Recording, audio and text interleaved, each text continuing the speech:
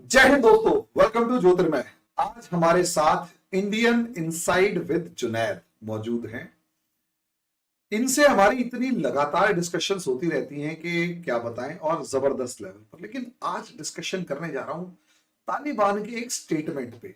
फिर मैं उसका कंपैरिजन करूंगा इंडिया के एक स्टेटमेंट से, जो सॉरी पाकिस्तान के एक स्टेटमेंट से जो सीएए को लेकर निकला है।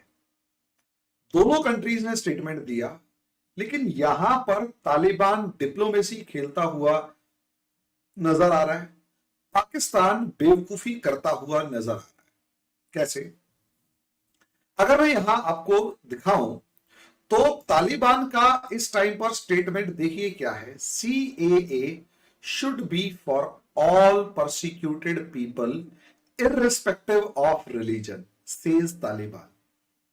मजे की बात इसमें यह है कि अगर मैं दिखाऊं तो नीचे साफ कह रहा है कि Taliban spokesperson also claimed that there was no persecution of Sikhs and Hindus in Taliban ruled Afghanistan. Junaid भाई, ये तो हमने देख लिया कि तालिबान रूल्ड अफगानिस्तान में, या तालिबान ने जितना बढ़िया तरीके से एक्सप्लेन किया। लेकिन अगर मैं यहीं पर एग्जैक्टली इसी पोजीशन पर 2 मिनट के 1 सेकंड अगर दिया जाए और अफगानिस्तान की जगह पर पाकिस्तान ने जो स्टेटमेंट दिया उसको देखें तो दोनों में जमीन आसमान का अंतर है। पाकिस्तान ने तो एग्जाम्पल दिया है कि इंडिया के मामले में Pakistan registers strong protest against implementation of India's controversial citizenship law डॉन्स.com। जो इनकी कोई ये बलोच है, ये इस बारे में डिस्कशन कर रही है। ठीक है, अब इसमें एक और यहां अगर मैं देखूं तो इस पूरे के पूरे स्टेटमेंट को अगर हम पढ़े तो हमारे को कुछ और ही कहानी समझ में आती है। जैसे sinister agenda of transforming India into Hindu राष्ट्र, ये पाकिस्तान कह रहा है कि ये सिनिस्टर है agenda of transforming India into Hindu राष्ट्र। उसके बाद ये कह रहे हैं stop pre choreographed targeting and systematic marginalisation of minorities. यानी इंडिया में जुनैद भाई मुसलमान परेशान है, और मैं दिख रहा है कि आप भी कितने ज्यादा परेशान हैं, रुमाल आपके हाथ में है। एम आई राइट? बिल्कुल सर। जुकाम से पीड़ित हैं आप, तो मुझे दिख रहा है। उसके बाद इन्होंने अलग राइजिंग हिंदुत्व एंड ऑल। अच्छा, मजे की बात, साथ में उन्होंने फिर कश्मीर के मामले में भी कंडेम कर दिया मोदी सरकार को कि देखो कश्मीर इशू पर मोदी सरकार कितनी ज्यादा अत्याचारी है। जुनैद भाई, दोनों में कौन स्मार्ट नजर आ रहा है? कैसे? और इतना डिफरेंस कैसे, आप बताइए। हाँ, लास्ट वीडियो में हमने डिस्कस किया था एक अफगानों पे। एक चीज और, सॉरी मैं आपको रोक रहा हूं। हम्म, जुनैद भाई, दो शब्द सीएए के ऊपर कि भारत के मुसलमान को कितना डरने की जरूरत है। बीइंग अ मुस्लिम, आप बताइए, भारत के सर मुसलमान को इस सीएए से कितना डरने की जरूरत है? सर सीएए भारत के लोगों की नागरिकता बदलने का कानून नहीं है। ये पता नहीं क्यों हमारे यहाँ लोग नहीं समझते। ये तो वो कानून है जिससे कि भारत के बाहर से जो लोग आए हैं उनको नागरिकता देने के प्रावधान की के लिए कानून है। ठीक है। और ऐसा नहीं है जो भारत में कई लोग बोलते हैं कि फिर मुसलमानों को क्यों नहीं दिया जाता नागरिकता। बिल्कुल। जो हमारा 1955 का जो इंडियन सिटीजनशिप एक्ट है, द सिटीजनशिप एक्ट, उसके तहत दुनिया का कोई भी मुसलमान, चाहे वो पाकिस्तान में ही रह रहा हो, वो भारत में आके सिटीजनशिप ले सकता है। उसके लिए उसको 12 साल का वेट करना पड़ेगा। ठीक है, जो कि बाकियों को भी करना पड़ेगा। यहाँ पे प्रोसिक्यूटेड पीपल की बात हो रही है, ना कि प्रिविलेज पीपल की बात हो रही है। ठीक है। तो जैसे कि अमित शाह जी ने बोला कि सीएए से किसी भी भारतीय की नागरिकता नहीं खतरे में जाएगी, नहीं खतरे में जाएगी, नहीं खतरे में जाएगी, ऐसे 3 बार करके बोला। इससे ज्यादा आपको क्या ऐसा एश्योरेंस चाहिए?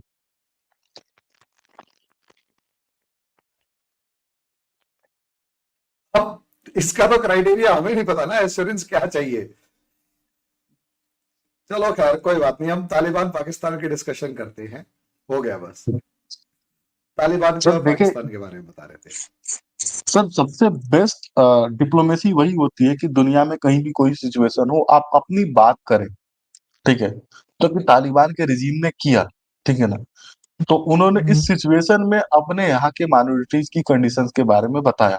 देखिए अफगानिस्तान में भी सिख और हिंदू के ऊपर प्रोसिक्यूशंस हुए हैं, लेकिन ये जो लोग करते थे वो आईएसकेपी से जुड़े लोग थे। पहले ये आईएसकेपी से जुड़े जो लोग थे वो थे अ, हक्कानी नेटवर्क से जुड़े लोग थे।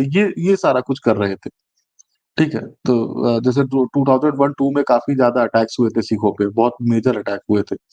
फिर आपको याद होगा 2015-16 के टाइम फ्रेम में 1-2 ऐसे न्यूज आते थे हमेशा साल भर की, क्योंकि सिख बहुत कम बचे थे।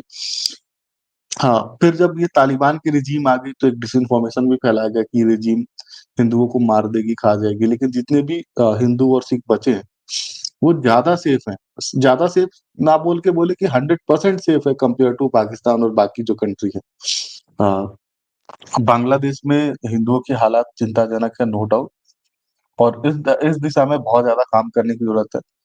तो ये जो स्टेटमेंट है, ये बहुत ब्यूटीफुल है, और इस स्टेटमेंट के साथ-साथ इस रीजन में जो बाकी लोग जो ह्यूमन राइट के चैंपियन बनते हैं, उनकी ऊपर भी कटाक्ष किया उन्होंने, ठीक है? और दूसरी बात कि जो लोग खुद अपने माइनॉरिटीज़ को मार्जिनलाइज़ करते हैं, उनको अधिकार नहीं है दूसरे के ऊपर इतना बड़ा ज्ञान देने के लिए। और भारत की ऐसी कोई पॉलिसी है नहीं, ऐसी कोई दूर-दूर तक मंशा नहीं है। भारत अगर पाकिस्तान की तरह कर रहा होता, जैसे इल्ज़ाम लगते हैं, उसका 1% भी किया होता ना भारत ने, तो भारत इतना बड़ा जो आज है, जो नहीं रहता, भारत खंडित कब का हो चुका होता। तो ये हम्म। हमारी पॉलिसी का हिस्सा नहीं रहा कभी कि हम किसी को मार्जिनलाइज़ करें, किसी को डिफरेंशिएट फ़ील कराएँ। अब सवाल पाकिस्तान ने जो किया है, पहली बात, पाकिस्तान ने कहा कि ये एंटी मुस्लिम है, ठीक है? अब जब मुसलमानों के लिए है ही नहीं तो एंटी, इंडिया के मुसलमानों के लिए है ही नहीं, तो एंटी मुस्लिम कैसे? एक बात। दूसरी बात, पाकिस्तान ने यह कहा कि अच्छा मुझे एक बात बताओ, आपको नहीं लगता कि जब उसने इंडिया के एंटी मुस्लिम के बारे में कहा, तो अनजाने में सही उसने एक बेवकूफी करके ये मान लिया कि वहां पर माइनॉरिटीज के ऊपर एट्रोसिटीज होती हैं, और तालिबान ज्यादा स्मार्ट निकला, उसने अपना वाला बता दिया कि आप गलत कह रहे हैं, हमारे यहां ऐसा कुछ नहीं होता, सबको बराबर लेके चलो। पाकिस्तान की झल्लाहट बाहर निकली और तालिबान स्मार्टली प्ले कर गया। पाकिस्तान की झल्लाहट ही नहीं, बेवकूफ़ी भी बाहर निकली। वो कहना चाहते हैं कि देखिए हम एट्रोसिटी करते हैं और आपको लेना पड़ेगा, लेकिन आप सिर्फ हिंदू नहीं लेंगे, हमारे ऐसा मुसलमान भी ले जाओ। क्योंकि हम भेदभाव नहीं करते एट्रोसिटी करने में, हमारे लिए सब बराबर एक्सेप्ट फॉर पंजाबी। तो वो अपनी जगह पे ठीक है, बोल रहे कि क्या पख्तून, क्या बलूच, क्या मुहाजिर, हम सबको बराबरी से एट्रोसिटीज़ कर रहे हैं। आपको लगता है कि सिर्फ हम हिंदुओं को अत्याचार करते हैं। तो they are right in their messaging, ठीक है? हालाँकि ये बहुत सीरियस बात है, लेकिन हमें हँसी आ रही है क्योंकि उन्होंने उनका बोलने का तरीका ही ऐसे है। और जब आपको भारत से सीए चाहिए पाकिस्तान को, तो फिर अलग मुल्क बनाया क्यों? सबसे बड़ा सवाल तो यही उठता है, ठीक है? बिल्कुल सही आपने बात है। मुसलमानों के नाम पे ही मुल्क बनाया था ना, तो अब बना ले। और अगर आपको बहुत ज़्यादा हमदर्दी है, बहुत ज़्यादा शौक है, तो अपने आप भी सीए जैसा कोई कानून बना ले और पूरी दुनिया से मुसलमानों को बुलाए, तो देखते हैं कितने लोग आते हैं। उल्टे वहाँ के मुसलमान भागने के चक्कर में लगे हुए कि कैसे मैं निकलूँ? रमज़ान में क्या हालात हुए पड़े हैं, बता नहीं सकता। लोग रोज़ा ढंग से नहीं कर पा रहे, पानी पी के इफ्तार कर रहे हैं, ऐसे हालात हो गए, पानी में नमक डाल के इफ्तार कर रहे हैं। क्या मतलब? इतना बुरा हाल है? बिल्कुल सर, खाने-पीने की चीज़ें इतनी महँगी हो गई हैं, इलेक्ट्रिसिटी प्राइसेज़ 67% बढ़ी हैं, ठीक है? लोगों की रोज़गारी छीन रही है, तो हालात बहुत खराब हैं। पाकिस्तान में हर 5 में से 2 आज के टाइम में भिखारी होते जा रहे हैं। और ऐसे टाइम में जो इंसर्जेंट ग्रुप है, वो बहुत मज़े में है। Recruitment high, all time high है, पूरी दुनिया भर से पैसे आ रहे हैं, जो इंसर्जेंट ग्रुप्स हैं।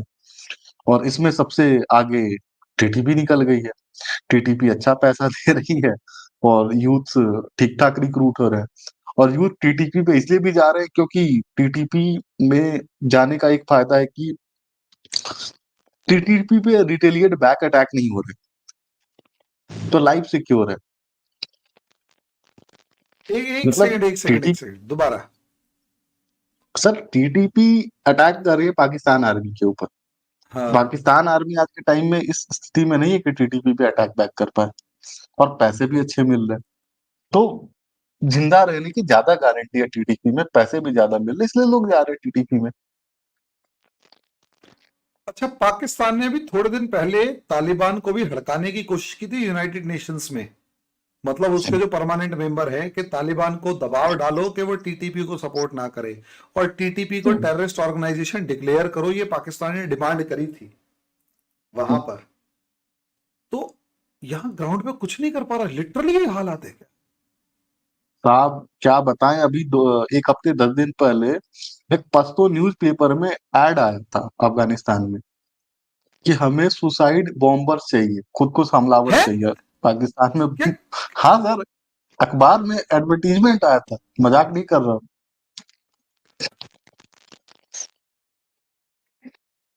भाई वो न्यूज़पेपर कटिंग एक बार भेज देना प्लीज। मैं ढूंढ रहा हूँ लेकिन वो मिलेगा नहीं इतना जल्दी। और जब वो न्यूज पेपर की कटिंग डीजीआईएसआई के टेबल पे रखी गई, तो वो एक पल के लिए वो खुद हिल गया कि ये क्या देख लिया।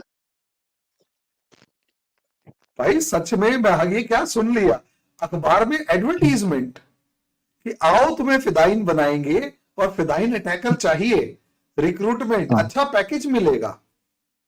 और पैकेज लिखा हुआ था नीचे। टेकिंग केयर ऑफ करके ऐसा मतलब होता है कंडीशन, क्योंकि देखिए जो लोग इस तरह की एक्टिविटी में होते हैं ना, खुद को हमलावर, उनकी फैमिली का ख्याल रखा जाता है। और अगर आपने हाई वैल्यू टारगेट न्यूट्रलाइज कर दिया सुसाइड अटैक करके, तो कई केस में यूरोप के भी पासपोर्ट दिए जाते हैं फैमिली को, पैसे तो मिलते अरे ही वाह, हैं। गजब है यार। मतलब ये भी तो एक जब मुल्क के जबरदस्त हालात करियर है। ऐसे हो, बिल्कुल सर, मुल्क के हालात ऐसे हो, नौकरी ना हो, और किसी की फैमिली को पता चले कि अगर मैं मर गया तो मेरी फैमिली अच्छा सस्टेन कर लेगी, यूरोप में अच्छी लाइफ जी लेगी, तो लोग कर लेते हैं ऐसे सिचुएशन में।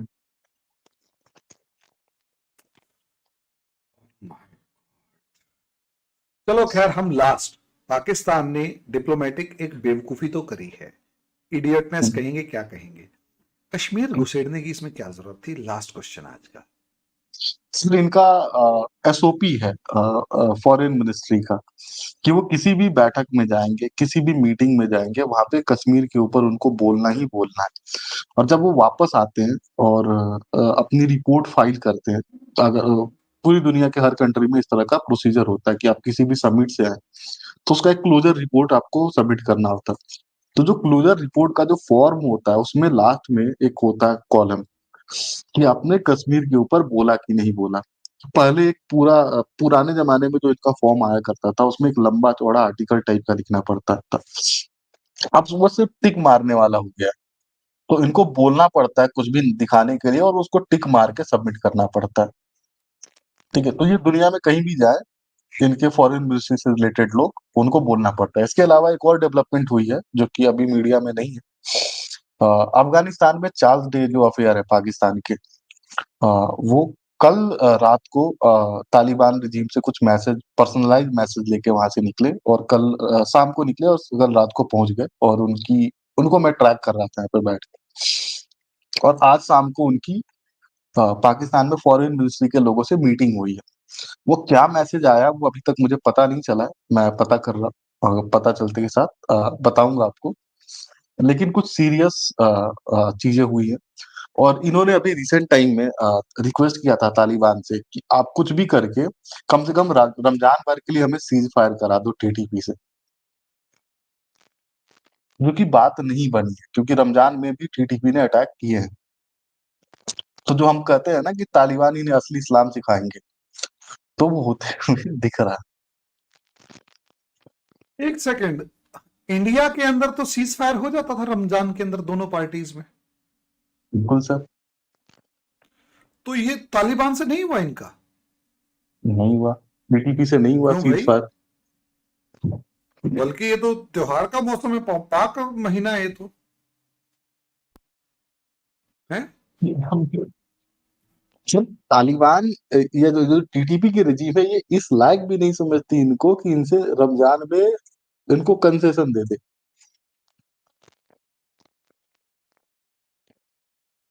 एक लास्ट क्वेश्चन, इस कॉन्फ्लिक्ट को कहां तक देख रहे हो, कहां तक जाता हुआ नजर आ रहा है?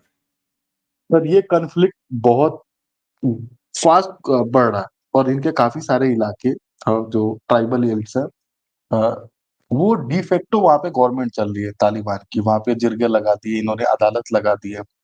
मतलब वो ट्राइबल सोसाइटी बैठती है और वो अपने जंगली तरीके से, जैसे हमारे यहाँ बदनाम था ना खाप पंचायत, ऐसे लगती है। वहां पे जंगली फरमान जारी होता है और सर से इंसाफ होते हैं। और मैं उनकी किसी भी प्रॉब्लम का सॉल्यूशन में इंटरेस्टेड नहीं हूँ। वो जो भी कर रहे हैं अच्छा कर रहे हैं एंड दे आर गुड। और एटलीस्ट पाकिस्तान यही तो चाहता था कि इस्लाम आए ट्रू फॉर्म में, शरीयत आए। तो वो आ रहा है उनके उनके यहाँ किसी न किसी फॉर्म में। और ये इमर्ज होंगी आगे और बढ़ेगी। ये सिंध तक तो नहीं लेकिन बलूचिस्तान के काफी सारे इलाकों में जाएगी, क्योंकि आज का जो तालिबान के जो फॉरेन मिनिस्टर हैं उनकी जो मदर की जो फैमिली है वो बलूचिस्तान से आती है।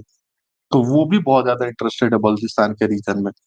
और हमने एक दो वीडियो में बात की है उस रीजन की फ्यूचर के बारे में कि कैसे ये नीचे इमर्ज करते करते पूरे बलूचिस्तान तक आएंगे और कैसे उस पूरे रीजन का नक्शा बदलेगा।